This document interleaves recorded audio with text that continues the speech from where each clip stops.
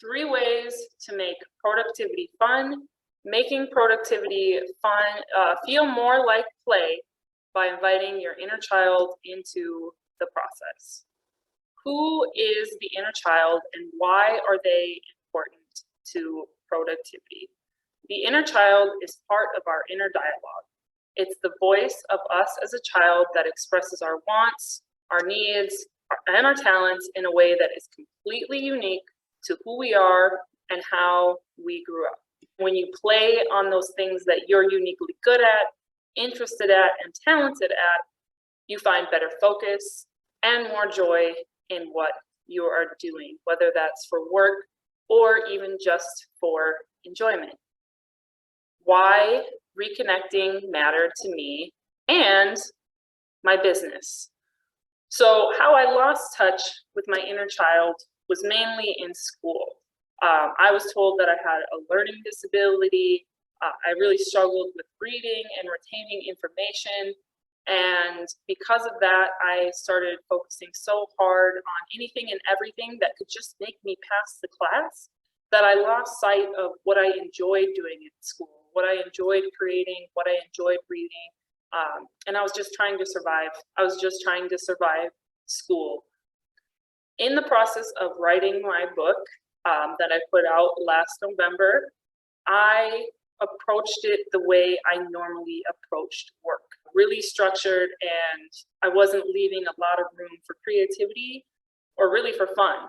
After I experienced writer's block more than once, and I'd sit down at the computer for hours and I'd barely get anything out, or I'd get a paragraph or two out and then I'd delete it because I just hated everything that was on the page, I realized I needed to take a different approach. My writing coach suggested to me to start doing more meditations. And through meditating, I discovered inner child meditations, where I was asked to reconnect with me as a child as I was writing or as I was meditating. And then I applied that connection to writing. As a teenager, leaving school with homework was like my Achilles heel. So having a career where I was taking that with me really stifled my creativity and my impact. So I moved away from a career working for somebody else and moved into being my own boss in my business, where I have more freedom, less paperwork, and I can be more creative with my time, my schedule, and the type of clients that I take on. We are just trying to survive. So we take on jobs that we were told are going to make good money or keep us secure in our future, less because we want to do it and more because we feel like we need to do it. I wanted to say this is really insightful. You know, thinking about ways that we just kind of get disconnected from either our inner child or inner fun or our inner motive, our natural sense of motivation. So this is great. Thank you. Thank you, Liz. So some of the ways to start reconnecting, like I said, for me, meditation. You can reconnect through self-care. Your inner child will start to connect with you more as you care for yourself now and love yourself now more. Hobbies and creativity. There's therapy and healing. Now that we know who our inner child is and how we reconnect with them, now we can start talking about making productivity more fun. So, number 1, treat yourself. Rewarding the inner child and you. Breaks. And yes, a break is a reward. Remember, treat yourself. Schedule in breaks. Find the treats that speak to you. Write yourself love notes. Celebrate the baby steps along the way to the bigger goals.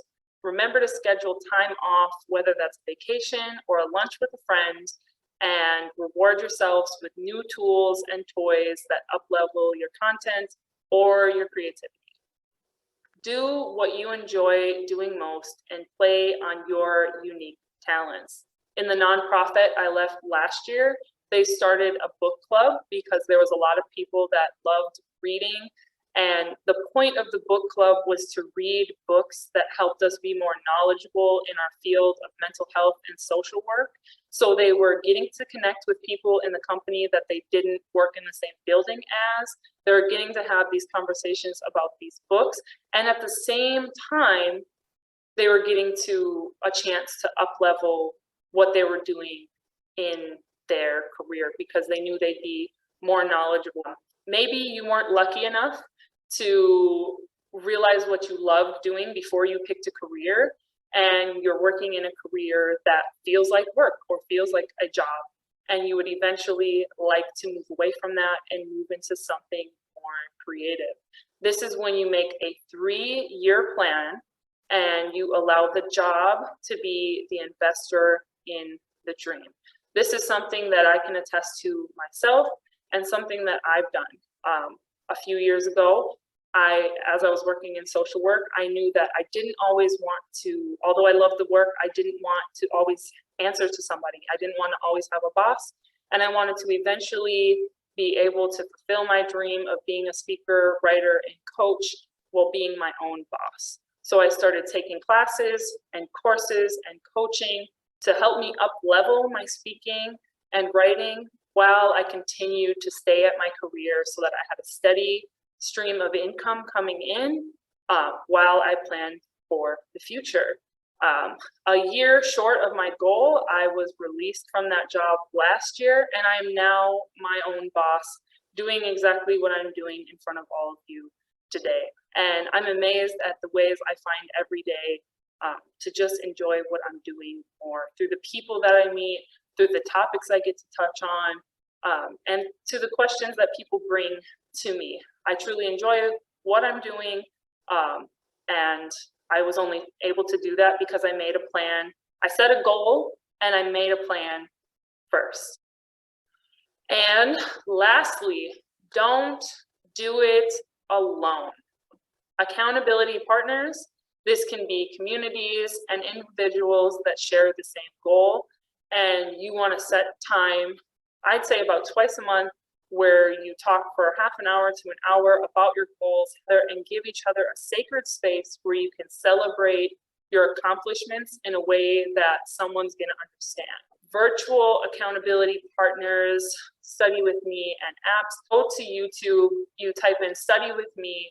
There's videos that people have recorded themselves studying for a half an hour, or even a few hours. The visual of somebody else focusing on work to help me focus. A life coach, someone like myself, or a teacher teaching a class. I gave you the example of my writing coach.